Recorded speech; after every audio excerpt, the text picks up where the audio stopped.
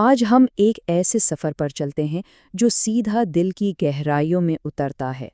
یہ سفر ہے معافی کی طاقت کو سمجھنے کا، اور یہ صرف کوئی علمی گفتگو نہیں بلکہ ایک روحانی تجربہ ہے۔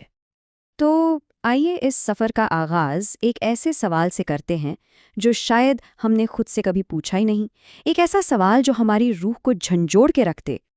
ایک لمحے کے لیے تصور کریں کہ ہم سب اللہ کے سامنے کھڑے ہیں اور اللہ ہم سے صرف ایک سوال پوچھتا ہے، میں نے تمہیں معاف کرنے کو کہا تھا تو تم کیوں نہیں کر سکے؟ کیا ہم اس سوال کا سامنا کرنے کے لیے تیار ہیں؟ ہم نمازیں بھی پڑھتے ہیں، دعائیں بھی مانگتے ہیں، لیکن دل کے کسی کونے میں ہم نے آج بھی کسی کو قید کر رکھا ہے۔ کوئی ہے جسے ہم آج تک معاف نہیں کر پائے۔ ایک طرف ہماری عبادتیں ہیں اور دوسری طرف دل کا یہ بوجھ، یہ ایک عجیب کشمکش ہے جس میں ہم جی رہے ہیں۔ تو آخر یہ بوجھ ہے کیا؟ آئیے اس درد کو تسلیم کریں، اس تکلیف کو سمجھیں جو معافی کے راستے میں ایک دیوار بن کر کھڑی ہو جاتی ہے۔ ہو سکتا ہے یہ زخم کسی ایسے نے دیا ہو جس پر اعتبار اپنی جان سے بڑھ کر تھا، کسی ایسے نے جس سے دھوکے کی امید کبھی تھی ہی نہیں، یا شاید کسی کے بولے ہوئے جھوٹ نے ہماری عزت پر، ہماری ساکھ پر ایسا داغ لگا دیا کہ آج بھی اس کا نام سنتے ہی دل میں ایک چبھن سی ہوتی ہے۔ اور کبھی کبھی کوئی جسے ہم سب سے زیادہ چاہتے تھے بیچ راستے میں بالکل تنہا چھوڑ گیا۔ یہ زخم واقعی بہت گہرے ہوتے ہیں اور ان کا بوجھ اٹھانا آسان نہیں ہوتا۔ اور سب سے دلچسپ بات کیا ہے، ہم زبان سے تو کہہ دیتے ہیں چلو معاف کیا، لیکن سچ تو یہ ہے کہ دل کی عدالت میں سزا اب بھی باقی ہے۔ ہم اسی بوجھ کے ساتھ جی رہے ہیں، سانس لے رہے ہیں اور یہاں تک کہ عبادت بھی کر رہے ہیں۔ اچھا، تو اب ایک الگ زاویے سے اس کو دیکھتے ہیں۔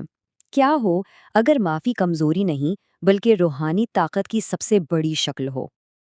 دیکھیں دنیا میں کیا سکھاتی ہے، یہی نا کہ معاف کرنا تو کمزوری ہے، جیسے ہم نے ہار مان لی ہو، لیکن اللہ کی نظر میں معاف کرنا سب سے بڑی طاقت ہے، یہی تو اصل جیت ہے۔ اور اسی بات کی گواہی ہمارے پیارے نبی صلی اللہ علیہ وسلم کی حدیث سے ملتی ہے۔ آپ نے فرمایا، معاف کرنے سے کسی کا درجہ کم نہیں ہوتا بلکہ اللہ اسے اور بلند کر دیتا ہے۔ یہ ایک وعدہ ہے جو ہمیں بتاتا ہے کہ معافی ہمیں گھٹاتی نہیں بلکہ بڑھاتی ہے۔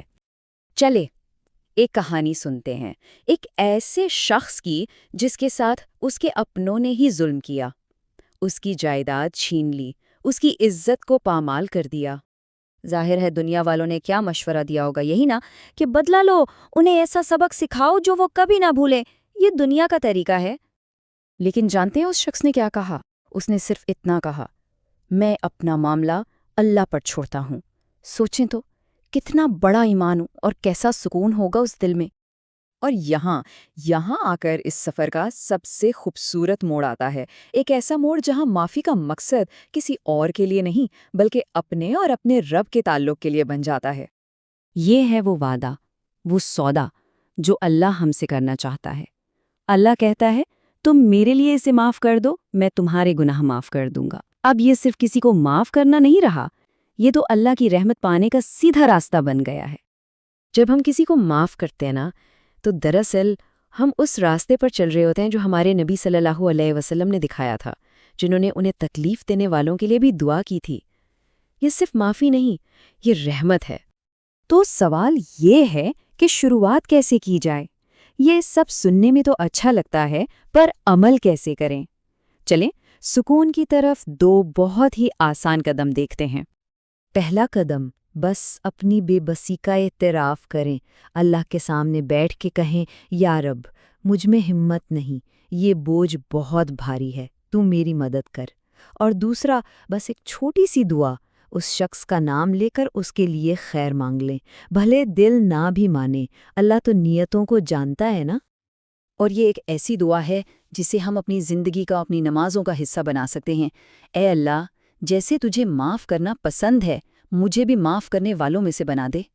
تو بات آ کے ٹھہرتی ہے ایک آخری فیصلے پر، ایک ایسا انتخاب جس کا انعام بہت بڑا ہے۔ بس یہ 3 حقیقتیں ہمیشہ یاد رکھنے کی ہیں۔ زندگی بہت چھوٹی ہے، قبر کی تنہائی بہت گہری ہے، اور اللہ بہت ہی قریب ہے۔ اگر دل میں یہ بوجھ رہ گیا تو کیا ہوگا؟ شاید آج کسی کو دل سے معاف کر دینا ہماری زندگی کا سب سے بڑا صدقہ بن جائے، ایک ایسا عمل جس کا سکون سب سے پہلے ہماری اپنی روح کو ملے گا۔